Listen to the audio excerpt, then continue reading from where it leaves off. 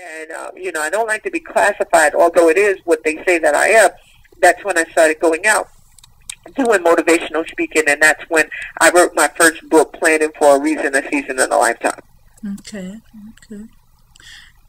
Wow, that's a very touching story and experience, which leads me to wonder: does sharing your story open old wounds when you talk about the things from your past, or is it like a relief to talk about it?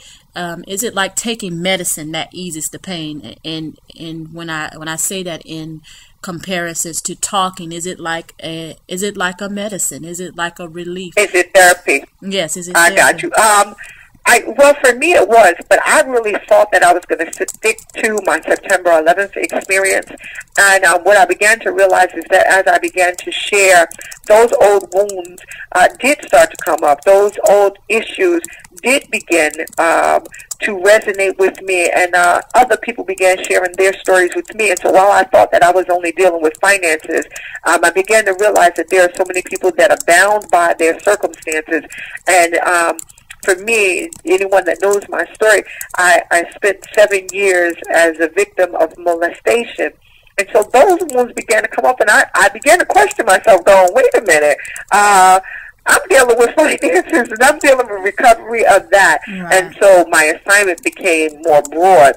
And as I began to deal with my own issues and recovery from my own pain and my own hurt, what it did was I realized that there was a relationship with recovery, and that there are so many people that are devastated because of their past hurts and their past pains and their past issues. And I don't know if one is different from another, but I know that they all need to be dealt with, and they need to be dealt with head on. So once I began dealing with sexual assault and dealing with the women that had been violated, I began to realize that men had their own set of issues. And so it became medicine, and I began to speak about more things outside of the scope of financial recovery. I began dealing with recovery overall. How do we begin to move forward and push past the pain of our lives? And so even my second book, which was The Ultimate Plan, a Financial Survival Guide for Life's Unexpected Events, began to touch on catastrophic events look different. Trauma looks different to everyone. If you lost a parent, then that's traumatic for you and your family. If you experienced a fire, that's traumatic for you and your family. If someone lost a job, if someone was diagnosed with a chronic illness, if someone was the victim of a heinous crime, all of that is traumatic. And what you do after the fact, after dealing with that onset of the trauma, what you do thereafter is going to affect you from day to day. And that's sort of what led to even the third book, which I actually have that's newly released, which is Dare to Dream. Right. How to push past those painful experiences in your life. Right. Well, but before I go into that, I just want to know, is your pain from the past permanently gone? And do you feel that anyone can ever truly be healed from the flashbacks of maybe, domestic violence or sexual abuse? I do, let me say yes, unequivocally yes. My pain is completely and totally gone. And so I'm very excited to be able to say that. And I do believe that we can recover from it. I do believe people can move forward after experiencing that sort of trauma. I think it takes time, and we cannot negate the passage of time, but it is totally possible. Now, it will be a new normal, and I've been talking about this new normal for a moment now, because if someone loses a parent at an early age, they've got to adjust to life differently, because the truth of the matter is their parent is never coming back again.